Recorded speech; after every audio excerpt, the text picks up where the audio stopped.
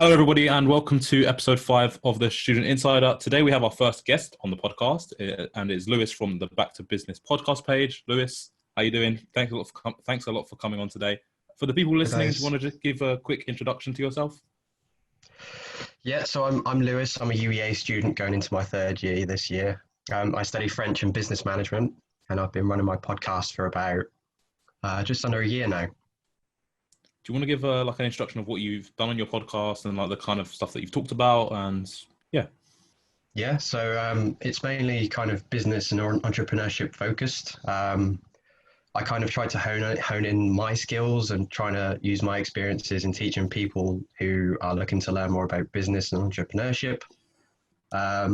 And I think in my first month of launching the podcast, I achieved about 100 listeners, which is pretty good for a new starting podcast. Yeah, that's good. But it's basically just for business students at UEA. I tried to keep it as localized as possible, so that I can get a really kind of captivated and an audience that is going to be, stay with me for the long run.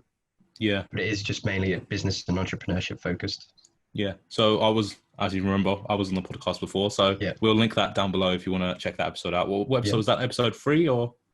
I think so, Sorry? Right? Was that episode 3? Yeah. That one? Yeah. Okay. Yeah. Awesome. It's like we've pulled an Uno reverse card on Lewis. Yeah. So, Lewis, what was it that made you want to start a podcast in the first place? What was the big inspiration for doing it?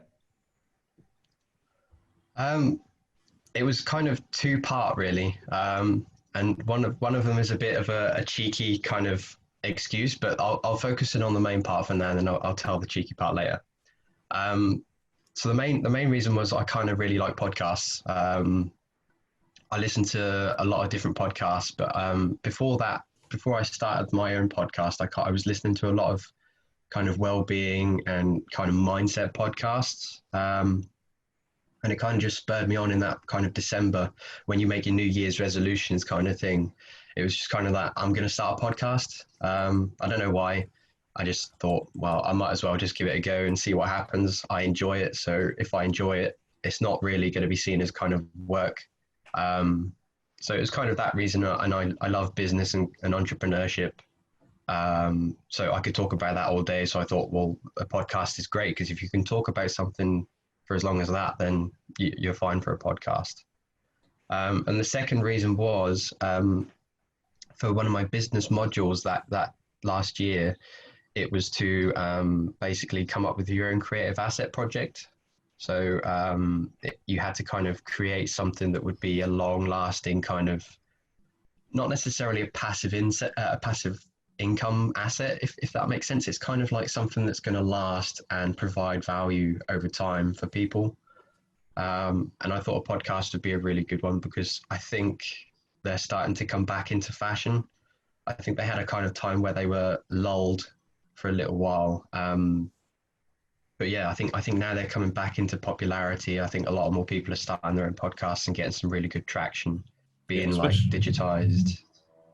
Yeah, I think so, especially with now being able to record video with podcasts, it makes it more open to a wider audience because they're they can see micro content on loads of different social media platforms, and maybe that will lead them to listen to the full audio or full video one if they're interested in that kind of thing. I think the power of it, especially over since lockdown started, people were looking for more creative outlooks, and I feel like that as well has helped it maybe have a more audience that are interested in listening to podcasts. Yeah, definitely. Yeah. I think I read a statistic quite a while ago that most content on social media nowadays is 80% video. I think video is coming back in. It's really coming. It's becoming quite a popular way of getting a message across and getting content out.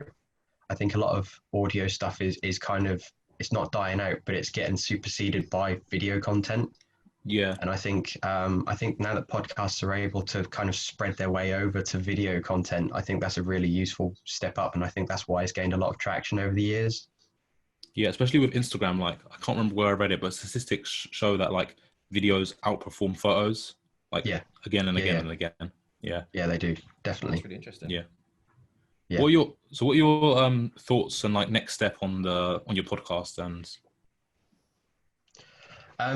I haven't really planned very much. I'm taking it as I get it. In amongst my studies, I think it's going to be quite difficult to kind of formulate a plan and then kind of go ahead with it. So I'm kind of, during lockdown, I was kind of thrown out of my plans, and it kind of just ruined everything that I'd kind of planned earlier on in the academic year. So I kind of went from a podcast to a content creation platform, and then I kind of lost my way a little bit halfway through that, changed up my approach a little bit and gained a lot of success from a content creation platform. I still want to keep that podcast element. So from now, I'm kind of just taking it as I go, planning ahead for the year because I've got a lot coming this year academically, and just seeing where I go with it. I have full intentions to keep going with the podcast and using the recording equipment when I get back to university. But at the moment, it's just going to be, I'm having a break. Yeah. Nice. Yeah. I think it's like make the best that we can of the situation, like learn and adapt as time goes on. Because maybe like what we thought initially might not actually be the ideal thing for us. Yeah. And I think like, especially with creating content, like if you look back at people that have been creating content for years, you can see how they've developed in what they're putting out. So it just, it can apply to both the type of content and the platform itself, I think. Yeah, definitely. Like, the good things about being like a content creator and creating content is that you can be as flexible as you want with it. It's like you don't have to stick to like a specific schedule. You can just create content like as you like, when you like, which I think is one of the good things about like doing a podcast and like, you know, making stuff for Instagram and any sort of other content. How have you like adjusted to sort of being like a content creator and, you know, getting used to like putting out content and having your face like over the internet for people to see? I kind of just learned as I did it, really. I remember at the start, at the beginning of lockdown, sort of like March time, I was terrible at content creation. I was it was just a disaster, really. And looking back on it now, I've learned a lot since then.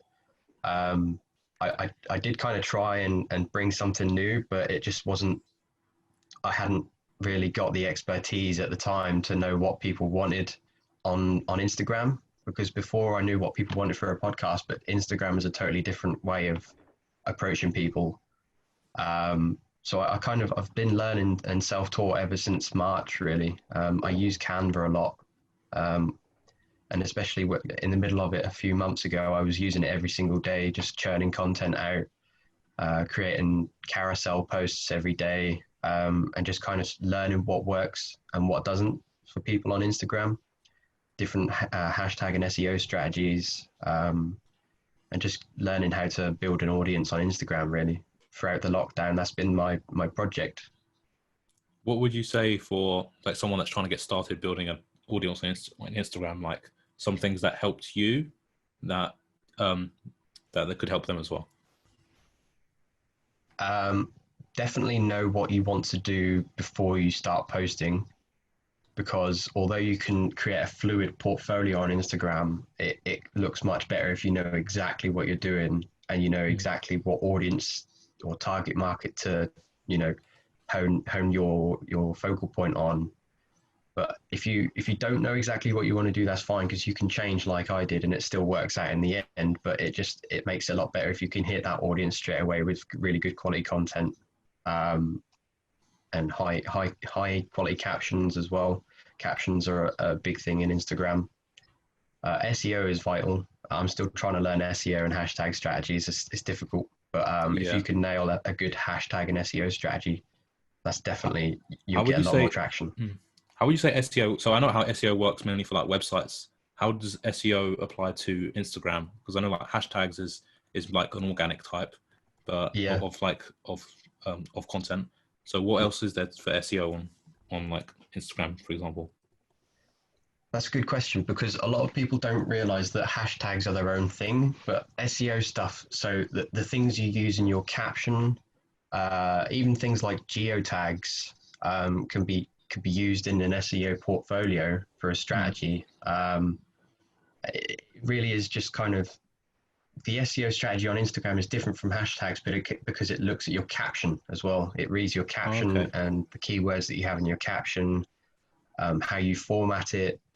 There's things that like metadata, which it reads as well. So like with websites, you've got metadata in titles of your web pages and landing pages, but it works the same way for captions as well.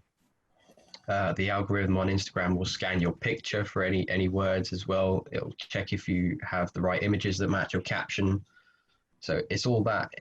It's much more than just posting a picture. If you really want to, if you have an Instagram for business, it's really kind of, it's making sure that you have every area covered in terms of an SEO framework for a single post. It can mean that you get 1,000 likes, or it can mean you get 50. Absolutely, yeah. Do you plan your posts like far in ahead? Because like I know for me, like I do a lot of like photography type stuff. So like the way I plan it is I want the photos to match the grid in a way. So like the colors matching, which will be quite different to you that's doing something much more just like putting out just like value content with like more like graphic type. Yeah.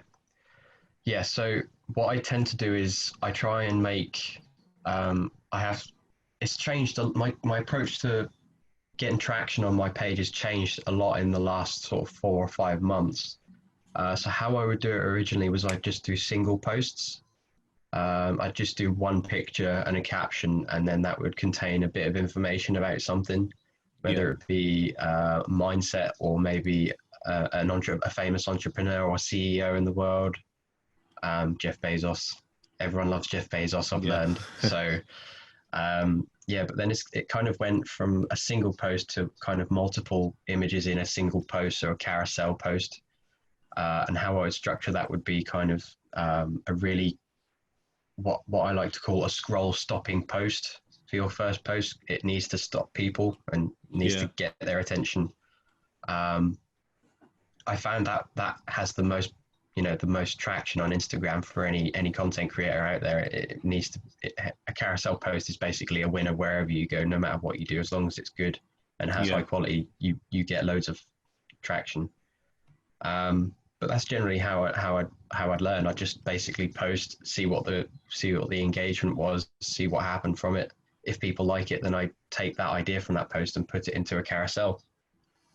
Yeah, so it's like adapting to what your audience likes, and like putting out things that would help them and provide value further. Yeah, that's really good. I'm not quite changing for my audience in the sense that I'm changing my topics and I'm changing like my niche to suit them. I'm taking my niche but putting it in a way that it translates better for them. Yeah, absolutely. If you see. Yeah, it's like just like adapting maybe like your words slightly, or like your approach. Yeah, exactly. Yeah, I'd have an idea like that all the Instagram and stuff would be so intricate in the way that you get content out, and like how much detail goes into like making the posts. For people that are trying to make content, you mentioned Canva, which is also like what we use on our Instagram page. So that's like a really good software, or I think it's a software, it's like an online thing that you can use to actually make content. And so you actually use Canva, Lewis, right? Yeah, I've used it for about 2.5 years now. When I was on the committee for the Paintball Society at UBA, I used that all the time as well, because I was a few titles, but let's just say I was the social media officer, because that's what I mainly did. I was the secretary as well, but I don't think King's College have a Paintball Society actually, so that's a really like niche thing. Don't know if they actually have like anything like that in London, because it's all have to be like an inside a building or something, I guess, because it's not like an outdoor open space in London. So I guess it's quite different. You can do it indoors. Yeah. I'll have to have a look into that. So it was good. Paintball's good, man. Yeah, but I was using Canva basically every day as well for that, just creating content. But it wasn't specifically designed for business students, if you get what I mean. It was just for a society. And I would stick a few animations on posts and maybe touch them up a little bit with kind of reworks. But other than that, it was pretty basic stuff. I did have a question as well about like you like making content, because it's like so consistent. Like I kind of envy like the consistency of your like your posts on Instagram, which is obviously like the way forward. Like more consistent posts, it like just keeps like the algorithm going, I guess. So like how do you like stay like motivated and like consistent with your content creation? Yes. Yeah. This is a topic that comes up a lot on on my network on the page actually is how to stay motivated, and that's not just within content creation consistency. That's within like every aspect of everyone's lives. I think there's like a 3-part theory to staying motivated in something that you want, and that's probably the first one. The key word is you have to want it. I know that's quite cliche, but that's the starting point. You have to want to do something, otherwise you might as well try and find something else. If you don't want to do it, then you're not going to get anywhere. The second part I would say is you have to have an end goal. So you have to want to do something, and you want an achievement that's not going to be achievable now, but if you work at it, you have something to aspire to that's going to keep you going. If you want it bad enough, then you're going to keep working for it. And the third one I would say is to review your progress. And I've learned that one from quite a lot of experiences in my life, where I've not reviewed my progress and ended up giving up on a lot of things because I didn't know how well I'd done. I think if you reflect on how you do things and how far you've come, it spurs you on a lot more to keep going. And I think that's applicable to a lot of things in life, like with uni work, with society work. I mean, we were getting really like buried under financial information for one of our paintball events once. And I was like, look at how much we've done so far. We might as well just do the rest of it. Let's keep going. And then we ended up pulling off a really good event. So I think that's probably the main one, is just look at how far you've come, or look at how much further you've got to go before you get to your goal.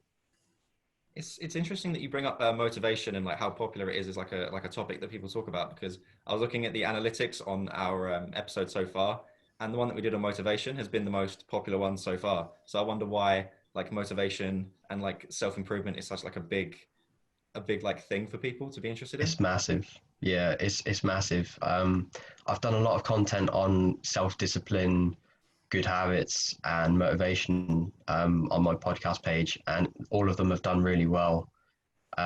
People really like to see that you have like a good intention for them. You're kind of supporting them in a kind of, not really a personal way, but it's more like you're kind of helping them in their own personal, problems.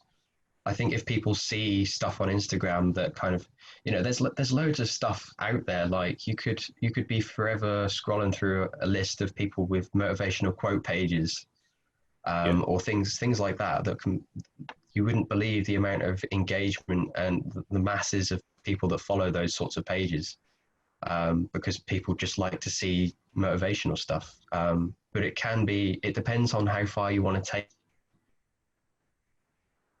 motivation, whether it be something that's visually appealing or something that actually has something to give to you in terms of value that you can take away and then actually be like, oh, I've never heard that before. Okay. Yeah, I feel like especially on YouTube, there are so many. There's like these the motivational type channels which have like the motivational speeches, and they have like all this like cinematic B-roll over it. Like those ones get so many views a day, it's insane. And I feel like especially the content that is providing like further tips is even more impactful for someone, because they can like take something away from that to apply to their own lives. And I feel like both those types, or that motivational type content applies to people, because like their habits make our lives. Like they have such an impact on our lives. That's why people probably can relate to them quite a lot. I was supposed to go to UCLA now. I should be there now, but obviously because of COVID-19, it got cancelled. And my uni have given me the choice to go next year, but they can't actually secure my place at UCLA, so they'll have to go through the whole application process again. So it's been a bit of a nightmare for me. Lewis, I know that you said to me a while back that you also had something similar happen to you. Yeah. So I was meant to be in France right now on my year abroad. A couple of my friends have gone on their year abroad because they're a different school to me at UBA.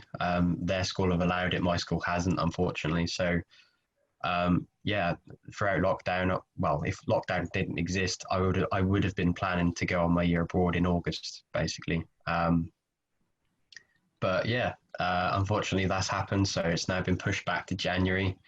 Fingers crossed, hopefully everything goes as planned. Again, I hope it doesn't get cancelled again. But yeah, similar thing to you. it just, you kind of have to adapt and get on with it in a way, really. There's no nice way of going about it. You just have to move on.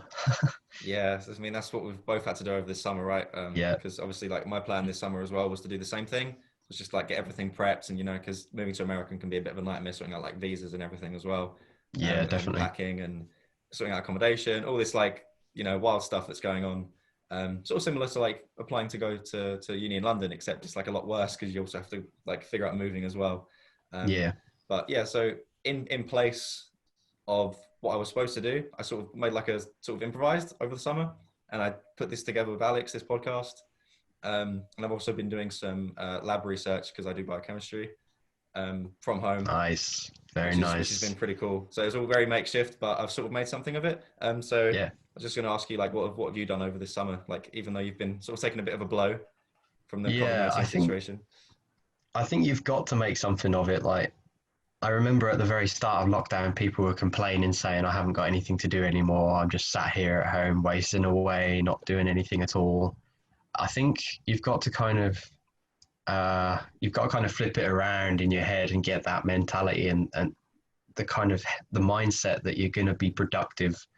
And it comes back to the how you motivate yourself. It's got to be kind of, you've got to take a bad situation and kind of make something of it. So like you did with the podcast over lockdown, you've created a kind of asset. And it can be like that for anyone. You could start an online course and learn how to code in a different, like Python or something. You could learn how to code. You could create your own website. You could start an e-commerce business. You can literally do anything, but you won't be able to do anything until you change your mindset about a crappy situation. Yeah.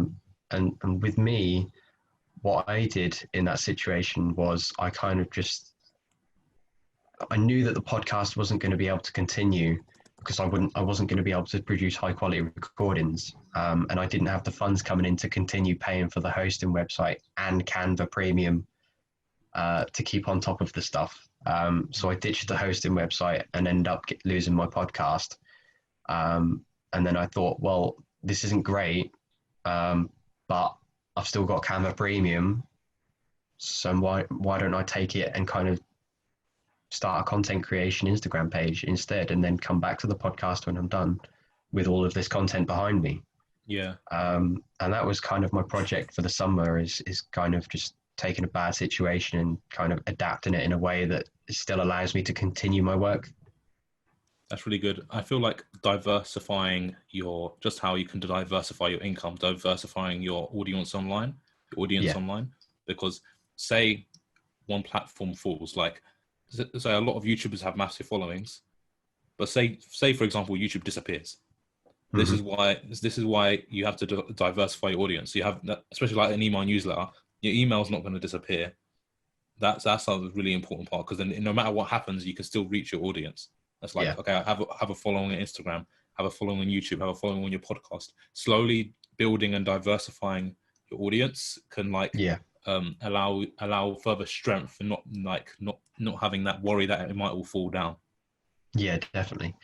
I hate to use this example because I hate the guy, and I'm probably going to get a lot of stick for it. But Logan Paul, Yes. right? He started off as Vine and then went to YouTube, and he's on Instagram and everything else, but he's diversifying his reach basically. He's in merch, he's into boxing as well. Like he's kind of come from a very like early stage seed and just kind of burst into loads of new channels. And I think again, I'm going to use a different YouTuber. KSI is now going into music as well. Like he's kind of changing he's not taking away from his original success, but he's branching out into a new platform to get another channel to make money from, and gain another audience, which in the end goal does mean money. But it's diversification that wins today. Yeah, 100%. I think he definitely shows the money that he's getting. Oh yeah, sure. yeah. But one of the I think one of the biggest things that I spy from KSI is the fact that he's not afraid to just do what he wants to do. Like he's not It's like if he wants to do something, he'll just go for it. And I think that's like something that a lot of people should also do if they're worried about starting something new, because 100%. Yeah, I think if you're gonna, the people who don't win in society are the people who don't take risks. I think if you can, if you can start a podcast off the cuff like you guys and like me, if you just think, what's the worst that can happen? I fail at making a podcast. I move on with my career in education and my career as a whole. So if you don't take a risk, and if you take a risk and you fail, that's fine. It's a lesson. Take the L and move on and create something else. But if you take that risk and it ends up working out, and then 10 years time, you're continuing with your project that you created 10 years ago, you could be making a lot of money. You could have a lot of people that, respect you and look up to you for inspiration or to learn something from. So you've just got to take a risk sometimes. And if it doesn't pay off, you learn the lesson. Yeah, 100%. I feel like also getting in the mindset of not caring about other people's opinions. Because once you get into that mindset, I feel you can just do the things, the ideas that you have. Like a lot of people might not do something because they're worried about other people's opinion. But if you've gone past that if you're on that mindset, if you don't care about other people's opinions, you can just like go and do those ideas, start those projects that you might have. Yeah, absolutely. Like at the end of the day, that's a very childish mentality, because sooner or later you're going to have to realize that you're in this life for you. You're doing what you do for you. If you're doing stuff for someone else all the time, it's going to be a pretty boring life. Exactly. You don't go on holiday for someone else to relax. You go on holiday for you to relax. Do you know what I mean? So you've just got to take a risk, do what you want to do. And if somebody says it's not going to work, well, that's fine. You're not the one doing it.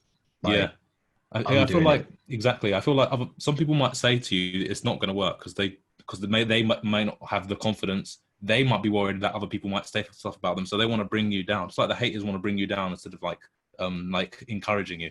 Yeah, definitely. Yeah, I've had when I started the podcast, I had a few people say, "Why are you starting a podcast? I thought podcasts were dead." And I was like, well, I've done quite a lot of research, and actually there's quite a lot of podcasts that are starting up, and I think I should start one up. And then it's just like a barrage of negativity. It's like, well, I don't think that's quite a good idea. Why don't you do something else, like a YouTube channel, or it could go to a YouTube channel, but that's what it is. You take the risk and you go for it. Yeah, a lot of those comments from people are always fueled by a lot of envy and jealousy. So you should never really take those to heart and just do exactly what you want to do, and don't let anyone doubt you, basically. Yeah, exactly. Yeah. Okay, so one of the things that I was going to bring up is that a lot of people are going to be moving into uni soon, and because we're talking a bit about COVID earlier. So what have you sort of done in preparation for coming to back to uni, but this time it's going to be online? Not a lot, if I'm honest. As a linguist, you kind of have to keep up a certain a respective kind of amount of work, maybe it be a vocab or listening or whatever it is. But as a linguist, I have to keep churning out my French. So I've kind of just been watching French Netflix series and listening to French music, reading a bit of French every now and then. I've got quite a few French books, so I just kind of keep that on the back burner. I've kept it on the back burner throughout lockdown. So my preparation started quite a lot of months ago, because I have to. But for a lot of people, I think depends what kind of year you're in as well. If you're in first year, there's not a lot you can really do to prepare for this other than to get your kitchen equipment and study equipment. But in terms of online courses, I haven't really done a lot of preparation, to be honest, because you can't really prepare for something that is unknown. We've never had this before. So in a way, I don't really know what to prepare with, if you get what I mean. Yeah, I think there's a certain adaptive element to coming back this year with online courses in a way that it's going to be a lot more independent now, because you won't have necessarily those hours with that lecturer or those hours with that seminar leader. I think that's going to be a challenge this year for a lot of uni students in the UK and the world. Really, is going to be a lot more independent than it already is. Yeah, that's definitely one of the things that I'm concerned about for all the upcoming students this year, is that they're going into, like, instead of having like the traditional like freshers experience where you go out and meet people, everything's sort of been pushed into like an online setting. So do you Yeah. think it would be like more difficult to like make friends and like sort of get yourself involved in the uni experience with everything being online? Possibly. Um, it depends on how outgoing you are as a person. If the platform or like the setting doesn't phase you, I don't think it's going to be a problem for people. I think it depends on how much you're willing to put in, how much effort you're willing to put into getting to know people online, attending events online. I know it's not the same, but you still need to make that effort like you would in physical being at the time and place. And I think that's what's really important this year, is to kind of just take every Hello. chance you've got. Hello? Welcome back, Alex. Thanks. I we sort, we think I just sort got. of, yeah, we just ditched you and carried on. Oh, So apologies about that. no problem. But welcome back. I just got disconnected there. So we were just talking about sort of like the stuff that the preparations that you can do when you're coming back to uni, even though because everything's basically online now. So Yeah. what have you done to prepare, Alex, for like getting back to uni and like knowing things are going to all be a bit different and online?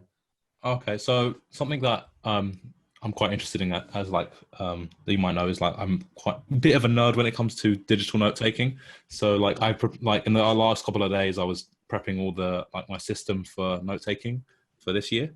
So I using a template that I found by another YouTuber, like actually really quite small YouTuber, which was really like, which I'm quite surprised about, which was cool.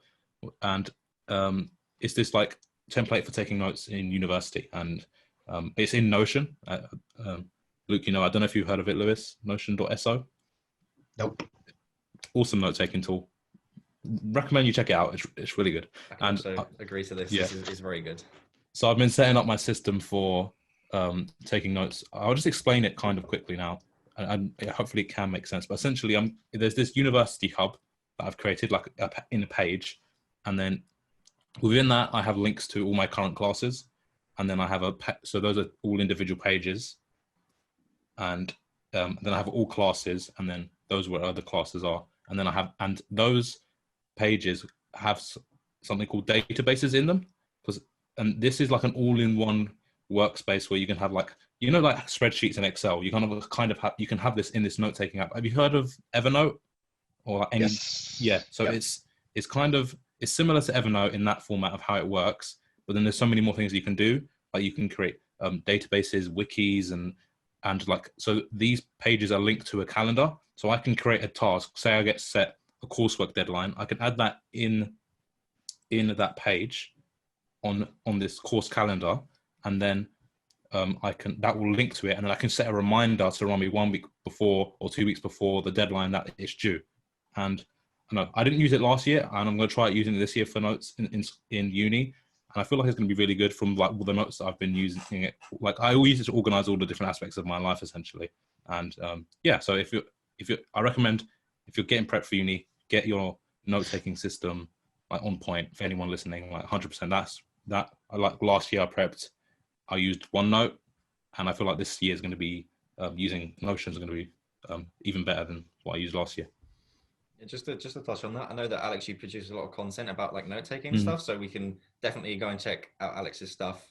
Yeah, we'll link to a all of that plus a digital productivity series that I made, which is like similar. So for people that are interested in that, we'll link that as well. I found like learning all of that helped me so much getting organized, and yeah, help you as well if you're interested in that kind of stuff. Yeah, organization is definitely just so key, like for especially when there's just so many, like, because when you go to uni, it's like there's like different modules and everything, like sometimes they can clash together, like with deadlines. So you really need to keep organized just to make sure that you're on top of everything, because I've seen people that are like 50 lectures behind. Ooh. Like, and it's just, how do you get yourself into that position? And it's just Yikes. like climbing out of that hole is worse, because it's like you're trying to dig out the hole, but then more lecturers are like throwing in more dirt, like, and you have to like you're getting like submerged in it. So you've got to be really careful. Yeah, the power of to-do lists as well help with that. Go on, carry on. I think if you get behind by more than 3 weeks this year, I think that's going to be very difficult. I think because there's so much to adapt to. I think you're going to be learning a lot in the first 3 weeks coming back this year. I think if you leave it, an irresponsible time, I think it's going to be too much this year. Yeah. And bearing in mind, things could still change as well. Like, we could be thrown into another lockdown by Christmas. Like the way things are going at the moment, I think that's probably looking quite likely if things continue to go up like they are. But as a student, you can just prepare and be organised and hope for the best, really. Yeah, 100%. Just to touch on like the stuff, like probably another lockdown probably is imminent, because I remember ages ago it was mentioned that we're like maybe a couple weeks behind where Spain is, and Madrid has just gone into a local lockdown quite recently. So I'm predicting that in maybe a couple weeks time there may be another lockdown coming, but who knows? Please it's very, no. very uncertain. Please no. Please. Just shaking from like fear. I cannot tell you how much I do not need another lockdown, man. This summer has been terrible. It's been terrible. Do you feel like, I don't know if you touched on this when I was disconnected or not, but like the mental, like well-being impacts of working from home now? Because like we're basically like in the same place all the time. Like last year when we going out where we lived, going to classes, then maybe like going to the library, going to a cafe to work, then coming back home is a different kind of environment compared to like being at home a lot of the time. Yeah, I think it's more difficult in the sense that you're not able to go as many places as freely as you like anymore. I mean, when I was at UEA second year, I would be going from the library to Unio, back up to the library on a different floor, then maybe to the arts hub to maybe touch up on my French, and then in the library in the arts hub, and then back to the library and then home. So I think in that sense, I think being at home is a little bit more trapped, but if you can kind of wander around, maybe you can go for a nice walk somewhere, I think that can help. 100%. Maybe even go for a drive if you're lucky enough to have a car. I think going for a drive can help. It's going to be difficult. It's just going to be a difficult year. I think we knew that, by sort of when we got results from UEA around July. I think we knew that this was going to be another tough academic year because of this. So. Yeah. What can you do? Exactly. What can you do? Like, mental health is tough at UEA already, so. Yeah, it's hard to make the best, and we have to try and make the best of the situation, I think, especially. Yeah. I think keeping in contact is like probably the most important thing, especially being inside all the time. Like, I know when my study abroad got cancelled, like from summer, I was just, after all my exams finished, I was just sitting here like, just talking to a couple friends every now and then. And like, you just sort of feel a bit lost. But luckily, from joining and doing like the research, I've got loads of friends that I call like quite frequently now to organize and make sure everyone's like on track with their work and stuff. So that was one of the things that really helped me over the summer. So I don't know about you guys, like sort of how you guys kept like social contacts and sort of maintained your mental health. Do you want to answer that, Alex? Or yeah, okay, I'll go for it. So I think especially taking advantage of like platforms like Zoom like this, like to keep in contact with people, because like maybe we couldn't and can't see people in person as much, right? But we can take advantage of like video calling and then be able to see them through the screen, and like doing that, I feel like can help you as well. And I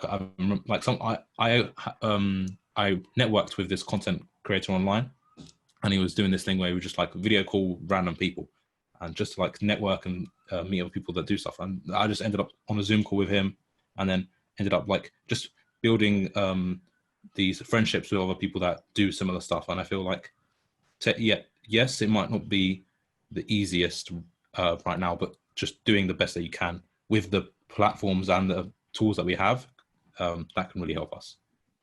It's interesting that you mentioned networking, because like my university and probably other universities highlight it like so much, because it is very, very important. Unfortunately, when you're like looking for jobs, it's not all about what you know. It's a majority of it is also who you know.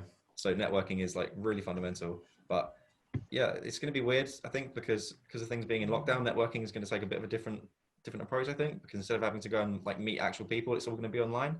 So I'm not sure how people are going to deal with that, but I feel like it'd be harder to build those friendships that you might do if when you're in a class, because when you're on a call, you're not really speaking to, depending on what kind of call you're on. I know at UEA they use like Blackboard, and from the lectures I've had end of last year, it's just the lecturer speaking, and you can't see anyone else. But I know like on Zoom, like now we can see everyone. So it's depending on the school, depending how they run the classes, depends on what impacts being online classes can have and how that impacts networking with people. Yeah, I think the only reason that you can't see anyone on Blackboard is because none of the students want to be seen. And I can vouch for that. I've definitely stayed rogue on Blackboard Collaborate a lot of times. Yeah, I think it's difficult because in terms of making friends this year, I think it's going to be a lot harder, especially for first years, because they can't go outside of their flat and there's no interpersonal communication online. There's no like, you can't physically be there and talk to them and get to know them that way. It's all online, and there's no actual like, especially if you're in a group of people, you can't get to know one person or two people particularly well. I think that's the difficult thing this year is not having that sense of interpersonality. Mm. I think it's still very possible to make friends online though. Like it'll Oh be a yeah, lot more difficult, but it is very possible. Because I mean, just give an example. Like as a kid, played video games basically all the time. I never really went out after school. It was always come home and I'd like play online with my friends. And through that, I made a lot of like new friends just solely from online. So I think it is still very possible, but it'll be yeah, I think it'll be a lot more difficult. I think something yeah, that they could do, like universities, like in the lockdown, I done a online internship, and they had this, like I can't remember what platform exactly it was on, but they had this thing called one-to-one networking, where they would put you in a video call with this random person, and then you would just talk to them about something, or like whatever you wanted to talk to them about. And maybe if they done something like that for students, they could actually like it's a way of meeting people, because we're in our own locations. Maybe that's something that, I don't know. What are your thoughts on that? Do you think I think that's a way to like encourage people to maybe reach out more. No, I'd agree. I think that's a good idea. Just going to touch on this, Alex. I know that you're doing like the photography society this year, being the president. So Yeah. well done for that. Thanks. For that. But I'm just wondering what the sort of things that the society did last year, and how are you planning on like replicating or changing it up for the new freshers and doing everything online? So something that I really wanted to run this year was without hopefully not spoiling too much for the new nah. first year freshers. So this year I wanted to run lots of workshops, and in my mind I wanted them to be in person, but like we can't do that yet. And so what we're having to adapt, me and the committee, we're like adapting to online workshops where we're going to be doing them like over Zoom. And so there was some that we wanted to do, like we wanted to have like camera in hand showing them, this is how you do this is how you do that. And what we're actually going to do now is, so we're going to put like slides together and just teach workshops on different things. So we're going to, and like speak to like the camera like this. And so we have things like teaching the basics of how to use your camera, and have things such as editing on Lightroom. So that's like something that I use to edit photos, like sharing your screen and teaching that. And we wanted to do photography meetups, and we can't do that yet, but when we can, we really want to do that, because that's a really big part. We want to be able to meet other photographers, and that's what the real big benefit of being at the Photography Society was for me, and but other people as well, is that being able to meet other people. And we've got so many other days, like we want to apply, like we have monthly themes to encourage photographers, like to try and do something, because we can still go out there and outdoors and take photos. Maybe we can't all meet up as a society at the moment, but we're just like doing the best that we can to teach, encourage, provide value to our members. No, I mean, congrats on all this like great ideas you're having. I think it's really, really impressive personally. Appreciate it. Lewis, I know you mentioned the Paintball Society. If you're still, actively involved in the Paintball Society, what have you got planned? What have they got planned? I'm not officially involved on the paintball committee or any of that, but I'm kind of like it's hard to, because we're such a small society. It's kind of like we're all kind of, it's difficult to say really. It's difficult to explain. We're all kind of in the kind of leadership, and we all kind of, all of the members and committee together, we all work together to kind of direct the society together, because it's not like the business society at UEA, which has hundreds of members. It's not like that. We're a really kind of niche and small society. So in that respect, I'm only part of it as a member, but really we all kind of, we all organise things really. If someone says in the membership or on the committee that they want a social, we can try and organise that, or maybe a paintball event somewhere, maybe Thetford or something.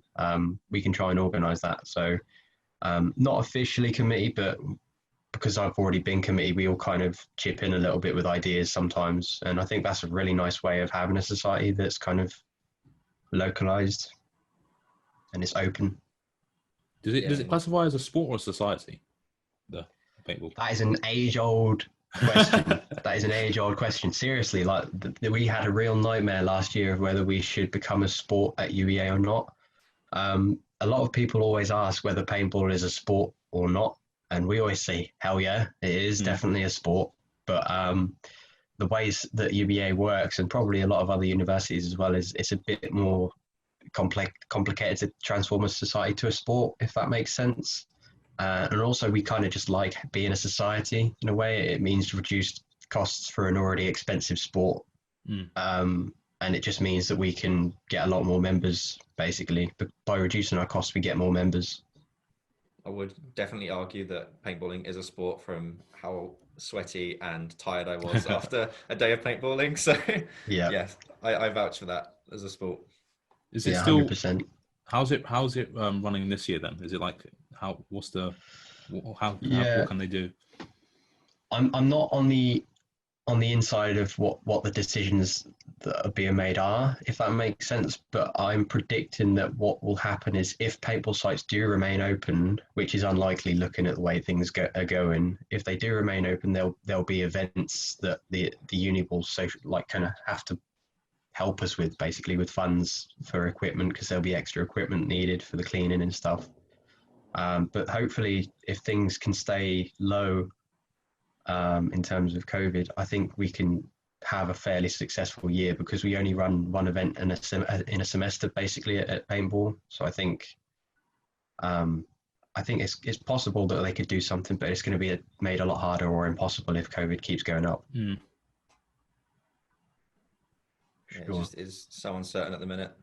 Me and Alex were actually touching a bit on like sort of the impacts of COVID in the last episode we did, episode 4, which was the first in-person one, which was actually really fun. I enjoyed that a lot.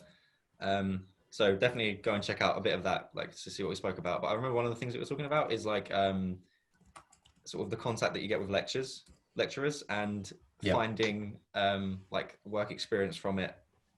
I think that's probably going to be a lot more difficult for students this year. So I don't know if you guys have any advice on that. I think you have to be very proactive with how you seek out work experience this year. And I think you have to be a lot more strategic and tactical with how you choose it, because it's such an uncertain job market at the moment, and there's so many people that are losing their jobs or getting a job. It's such a volatile market at the moment. I think it's probably best, if you really want work experience, then go for it. But as personally me, this summer I've decided not to pursue anything like an internship or work experience. I've been fortunate enough to have the funds behind me to sustain myself this summer without employment. I do have a seasonal job, but it's not a full-time job, if you get what I mean. So I've kind of been quite lucky throughout this period, throughout the summer. But I'd say if you're looking for paid work experience or any internships, definitely if you're a UEA student, I cannot recommend enough. Go on the My Career Central page at a UEA, 100%. If you are looking for something, there will be something on there. I look at My Career Central at least once a week for jobs, just to see what's going. And there's always new stuff every single week. There's always something that's available. Yeah, I completely agree on that one, because there is a lot on that page. Yeah. think with If you're with not a any UBA student, oh, go ahead, Luke. Go ahead. with like any other like anyone else is going to any other uni, like always like look and search for the career center at your uni, because most of them will have something. It may not be like, some universities may have something better than others, but there's always going to be something for you. So do like make sure you're involved, like, and always thinking about your career throughout your uni time. Yeah, a lot of people take for granted the careers area at any university. I remember when I was in first year, a few people in the initial kind of induction weeks were saying make use of the career site and make use of kind of people who are looking to help you in your career. And I was thinking, well, I'm only just first year, like, give me a chance. Like, but seriously, like, that is such good advice. Now that I'm third year, I can really see just how early on you need to start looking. Like, you really do have to hit the ground running and prepare for your career as soon as you get to uni, because it'll fly by. And that, I think that preparation as well, like even if you apply for a job and you don't get it, I think just like that process of going through the application process, you get to learn what works, what doesn't work. I think that's really important as well. Yeah, definitely. And if you are a UA student as well, as we're on the topic, use the Student Enterprise Center. They're really helpful as well, especially if you're like trying to build your own business or something. They've got lots of people that can give you advice. There's even funding there as well. So yeah, 100%. I know the enterprise team very well, so if you're looking to start a business, I can put you in contact with someone or anything like that. I know quite a lot of people. So yeah, seriously, their team is brilliant for anyone starting a business, no matter how small it is. There's any funding that you need there. So yeah, as long as it's a sustainable and good business idea, that 100% go see the enterprise team. Lewis, I know you just mentioned that you're like into your third year, so you're sort of reaching the end of your, university time at university. So what are your plans once you've graduated? What do you plan to do? Is it bad to say I don't know? No, definitely not. So I've got my year abroad to go as yet, and then I've got my final year. It's a bit mixed up because of COVID, but basically I'll be finishing at the time that I would have normally anyway. It's just a bit sandwiched together now. My plans at the moment would probably be to, slightly off topic, but it's still kind of me, is learn to invest before I leave uni. You invest money or invest money? Yeah, maybe the stock market or anything like that, index funds, mutual funds, but just learn to invest my money so I can help myself maybe 10, 20 years down the line. Because I need to take advantage of the compound interest while I'm still young. So learn to invest properly. And then once I've kind of finished in terms of a career, I'd like to think that I would be involved in kind of international business, maybe in France somewhere. I know a couple businesses who I've spoke to at the careers fair at UEA who have offices in France, and they said just send them an email whenever I'm ready. Basically, if I'm ready, just send them an email. They're always recruiting people in Paris, basically. So maybe something in Paris. I don't really 100% know, to be honest. It's difficult, but you do need to be prepared in that sense. But it's also okay, I think, to not know what you want to do, even if you are in final year. You have the experience of being at university to back you up, and you still have the services available to you after you leave uni as well. So I feel comfortable where I am now. Yeah, there's absolutely no reason for you to have like a direct plan. I think it is good if you do have one, because you can sort of focus in on it. But it will always change. Like it will hardly ever just like stay exactly as you want it to. So I think there's like literally no problem in not having an idea of where you want to go, and just. It's not too smart to see where things take you, because you should prepare in some sense. Oh yeah, absolutely.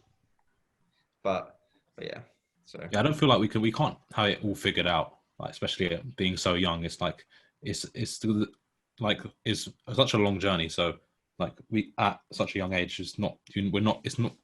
How is it possible to know the end result? We have to just like like how like you see someone's journey. It's not a straight line. It's like this. It's like things chop and change all the time. Yeah. If you watch a lot of Gary V videos, I know he's another person who seems to come up every day. Gary V, he's he should be well known if he isn't, but he is I definitely know who you're talking about. Yeah, he's very well known. do you know Yeah, Gary yeah, V, Luke? yeah. I think I've heard of this before. Sorry. Oh man, yeah, Gary V, 100%. Check him out. Check him out. Just put Gary V. Gary V. Is it though? That's another argument. I thought it was Gary V. Let me look at this now. No. When you search it, it's Gary V. Yeah. Basically, he's notorious for telling people our age who don't have their stuff together, right? He's notorious for telling people you're fine, you're young, you have literally so much time ahead of you. You don't even realize how much time, how much experience you have. Just take things. What do you like? Take that passion and turn it into an e-commerce business or something. Or take that passion and maybe find a job surrounding that. He kind of lays it out in very simple and frank terms to you. But there's a lot of people our age who don't know what they want to do. Maybe haven't even had a college degree or university degree, anything like that. And he just works through with them on what they like or what they're interested in. And literally by the end of every conversation he has with anyone, they're sorted. They're done. Like they know exactly what they want to do. So I think we need to take that kind of Gary V mentality and kind of take ourselves out from our reality and just think, what do I actually like? What do I want to do? Where can I do it? How can I work towards that? And then push yourself back and then work to it. Yeah. I think that's the way to go. And and Gary V says so many times that just try different things to see what you like. Like he says, taste different things, try different interests. I feel that's really important as well. Because you might have this idea that you think, oh, I'm really going to like doing this, but you're not going to know until you try it. I feel that's so important for anyone interested in business or any kind of career that someone wants to go into. You need to try it and move on and learn from it as well. So obviously depends on the exact thing, if you're moving on in a different direction or the same direction, but yeah. I think it's okay to also have a career change as well. Like if you I know a couple people who have spent like 5 years working for a degree, and then they've come out of that degree, got a job, and thought, oh man, I really love this job. And they've actually stayed in that job, even though they've done a degree in a completely different sector, and they're happy. Like that's the goal, isn't it? To be happy. It doesn't really money isn't really the goal, unless you're money crazed or anything. Like the goal is to be happy. If you're not happy, as you could be doing something else, then why are you doing that thing? Do you know what I mean? Yeah, I've got a couple of friends of mine that have been to uni, and they've either looked to do something completely different and unrelated, or they've like started a new degree. So it's okay to like admit that you're on a course that you don't like, and you just have to have the courage to just realize and notice that it's maybe not worth it for you. So you just got to like have that courage, I think. Yeah. I saw a statistic. I think it was for colleges in America. It's like by the second or third year, maybe like 50% of students change their course or something. I can't remember if that's the exact one, but it's like a lot of students change their course in their second or third year, which I think is really interesting. That is really interesting. Yeah, wouldn't think it'd be that high. I think it's experimentation. Like you've just got to find what you like doing. And business itself, like that's why my podcast is about business and entrepreneurship, because business is like, there's so much in that one word.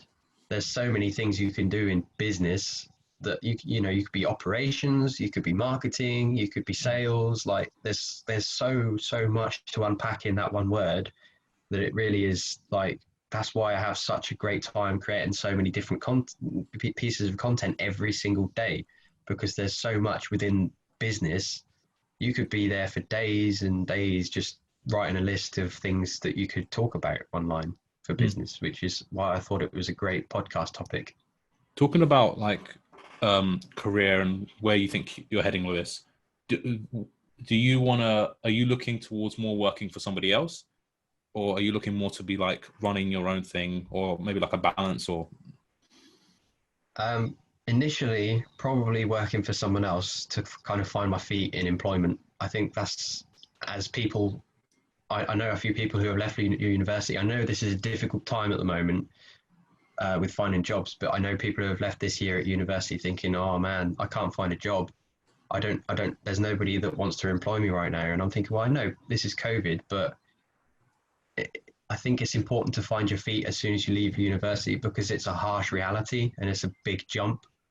I think if you can work with someone else for maybe 2 years, 3 years max, just to get some money and find your feet and experience, I think you'll be fine. But for me personally, I'd like to start up an e-commerce business and kind of maybe start that on kind of the side whilst I'm in employment. I don't think I'd want to start up my business within the first 5 years of being out of university. I think I need to get, my stuff in line first before I do that. But I think it's definitely on the cards in the future for me. I think another important thing to do is just make sure, like in those 5 years that you've got plans, just to take some time to explore, maybe travel and do some other things that you really enjoy. Yeah.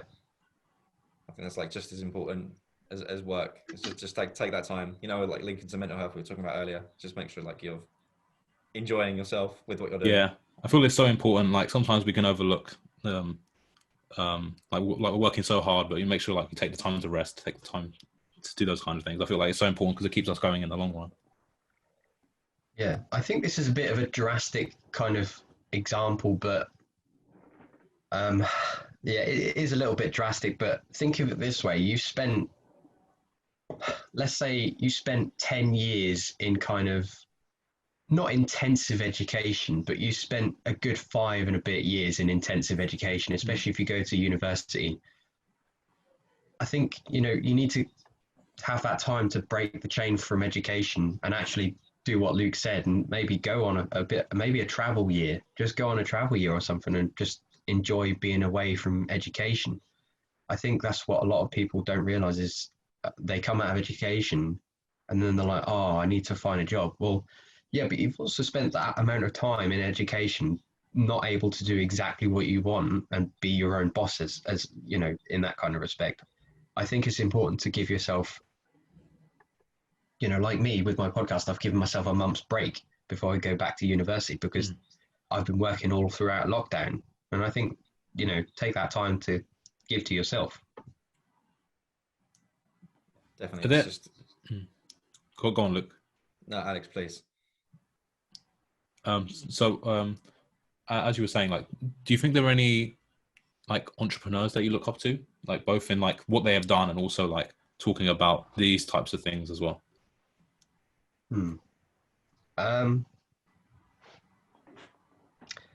There's probably like, the trouble is the entrepreneurs that I follow are very hardworking people. If I was to name one, I can't remember the name off the top of my head. There's a woman, an Australian woman. I can't remember her name. I was literally looking at her businesses about a week ago. I can't remember her name. There's an Australian woman who has 3 successful e-commerce businesses, all started within the decade. And I've watched a lot of YouTube content over her and done a lot of research about her on her websites and on her portfolio work as well. And she's incredible. Like the work she's done is incredible. But she's also said about, especially for people our age, she's not much older than us. She couldn't recommend enough taking the time to come up with something good, but also taking the time to realize that you're at your own pace. Like you see these successful people all across the world, like Grace Beverly, for example. Like she's basically our age and she's so successful, but a lot of people don't realize it's okay to do things at your own pace. We all lead different lives and we all have different head starts and different, some of us may overtake some another time down the line.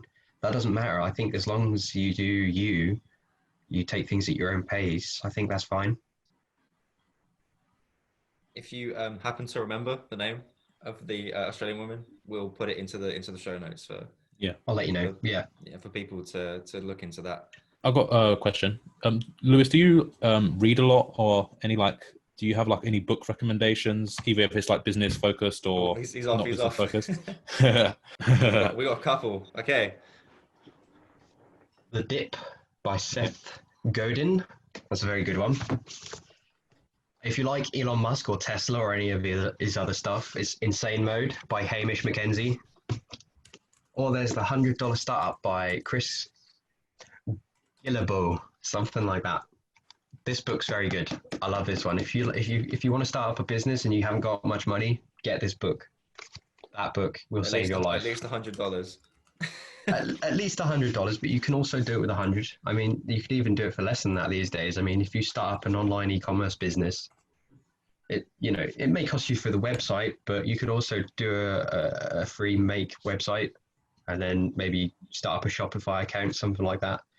Starting up a business is a lot easier than people realize these days. It really doesn't take a lot. You just have to have a good idea, maybe a bit of strategic knowledge.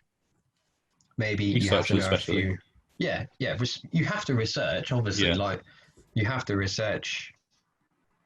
Who's going to buy your stuff, like who's going to buy your service or product. But starting up a business these days is easy. It's so easy. I wouldn't say it's easy. It's simple. It's not easy. Starting up a business is easy, but maintaining that business and then growing it is what's hard. Yeah, 100%. Anyone can start a business. You just have to have an idea and, maybe the technical knowledge to use a laptop or a mobile phone to create some sort of website or Instagram page. I know people that on Instagram that have basically just grown a massive following of like 10,000 people, and then they start monetizing their account. That's a business.